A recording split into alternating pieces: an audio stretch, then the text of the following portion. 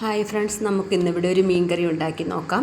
അതിനാവശ്യമായ മീൻ കഴുകി വൃത്തിയാക്കി ഞാൻ എടുത്ത് വെച്ചിട്ടുണ്ട്. പിന്നെ 2 വാളംപുളി നമ്മുടെ ചൂടുവെള്ളത്തിൽ ഇട്ട് വയ്ക്കുക.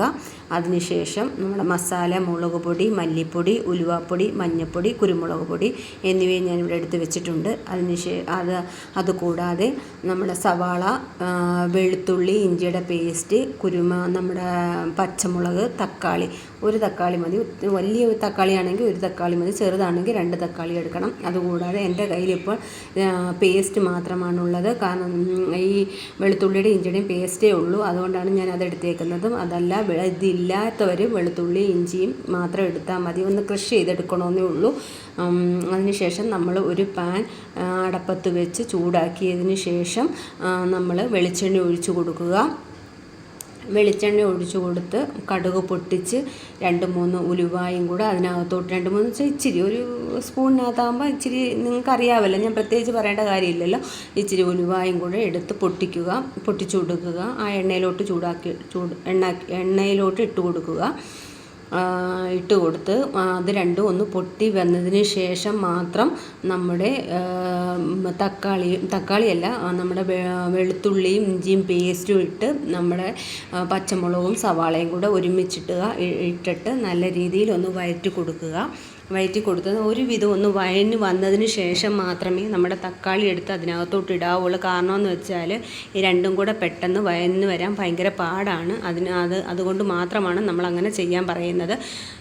വെളുത്തുള്ളി, ഇഞ്ചിയും പച്ചമുളകും സവാളയും നല്ല രീതിയിൽ വാടിയതിന് ശേഷം മാത്രമാണ് നമ്മുടെ തക്കാളി അതിനകത്തോട്ട് ഇട്ട് കൊടുത്തതിന് ശേഷം ഇത് എല്ലാം കൂടെ ഒന്ന് മിക്സ് ചെയ്ത് അന്ന് നല്ല രീതിയിലൊന്ന് വാടി വരണം. നല്ല രീതിയിൽ വാടി വന്നാലേ കറിക്കൊരു രുചി ഉണ്ടാവത്തുള്ളൂ.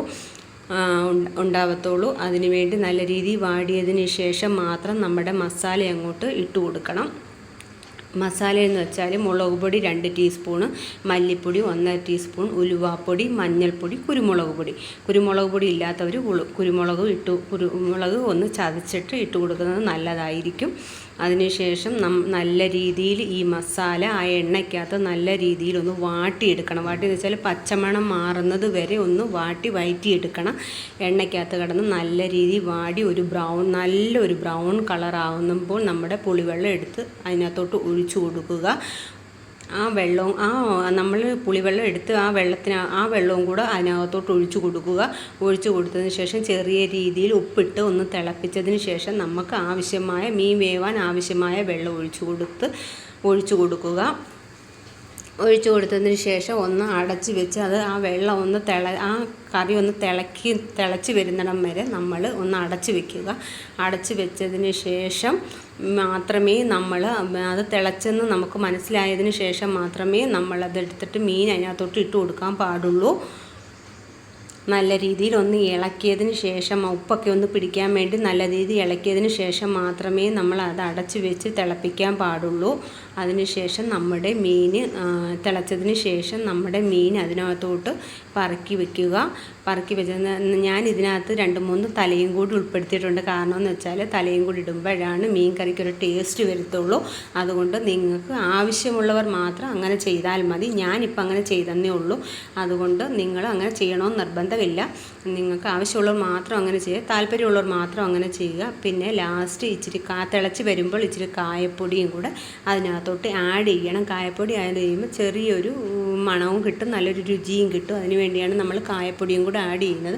ഇപ്പം മീൻ വറുക്കുമ്പോഴും നമ്മൾ കായപ്പൊടി ആഡ് ചെയ്യുന്നുണ്ടല്ലോ, അതുപോലെ ഈ മീൻ കറിക്കകത്ത് ഇച്ചിരി കായപ്പൊടി ആഡ് ചെയ്ത് ഇടുക. അങ്ങനെ നമ്മുടെ മീൻ അങ്ങോട്ട് പറക്കി വെച്ച് കൊടുത്തതിന് ശേഷം നമ്മൾ നല്ല രീതിയിൽ വേവിച്ചിട്ട് നല്ല രീതിയിൽ തിളപ്പിച്ചിറക്കി വെക്കണം. ഇങ്ങനെയാണ് ഞങ്ങൾ മീൻകറി ഉണ്ടാക്കുന്നത്. നിങ്ങളും ഒന്ന് ട്രൈ ചെയ്ത് നോക്കുക. നല്ല സൂപ്പർ മീൻകറിയാണ്. ഇവിടുത്തെ വളർത്തുമീനാണ്, നമ്മുടെ നാട്ടിലെ മീനല്ല. അതനുസരിച്ച് വേണം. ഒത്തിരി വേവുള്ളതായിട്ട് എനിക്ക് തോന്നിയില്ല. നല്ല മീൻകറിയാണ്. നിങ്ങളൊന്ന് ട്രൈ ചെയ്ത് നോക്കണം. നിങ്ങളിപ്പോൾ ഞാൻ ഈ മീൻ എടുത്തെന്നും പറഞ്ഞ് നിങ്ങൾ വേറെ നമുക്ക് നമ്മുടെ നാട്ടിൽ കിട്ടുന്ന രീതിയിലുള്ള ഏതെങ്കിലും മീൻ ട്രൈ ചെയ്ത് നോക്കിയാൽ മതി. മത്തിയോ അയിലയോ അങ്ങനെയുള്ള ചൂര അങ്ങനെയുള്ള എന്തെങ്കിലും മീനെടുത്ത് നിങ്ങളൊന്ന് ട്രൈ ചെയ്ത് നോക്കണം. നല്ല സൂപ്പർ മീൻ കറിയാണ്. നിങ്ങൾ ട്രൈ ചെയ്ത് നോക്കിയിട്ട് ഇതിൻ്റെ ഫീഡ്ബാക്ക് ഒന്ന് പറയണം.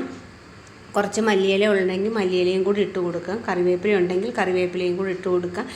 ഇത് രണ്ടും ഇപ്പം എൻ്റെ കയ്യിലില്ലാത്തതുകൊണ്ട് ഞാൻ ഇത് രണ്ടും ഇട്ട് കൊടുത്തിട്ടില്ല. നിങ്ങളും ഒന്ന് ട്രൈ ചെയ്ത് നോക്കണം. ഒരു മണം കിട്ടാൻ വേണ്ടിയാണ് ഇത് രണ്ടും നമ്മൾ ഇട്ട് കൊടുക്കുന്നത്. നല്ല സൂപ്പർ മീൻ കറിയാണ്. നിങ്ങളൊന്ന് ട്രൈ ചെയ്ത് നോക്കിയിട്ട് ഇതിൻ്റെ ഫീഡ്ബാക്ക് അറിയിക്കണം. അങ്ങനെ നമ്മുടെ മീൻ കറി ഇവിടെ തയ്യാറായിട്ടുണ്ട്. നിങ്ങളെല്ലാം ഒന്ന് ട്രൈ ചെയ്ത് നോക്കണേ. അങ്ങനെ നമ്മുടെ മീൻ കറി റെഡിയായി. ഇത്രയേ ഉള്ളൂ. നിങ്ങളൊന്ന് ട്രൈ ചെയ്ത് നോക്കണം. Okay, tata, bye, see U.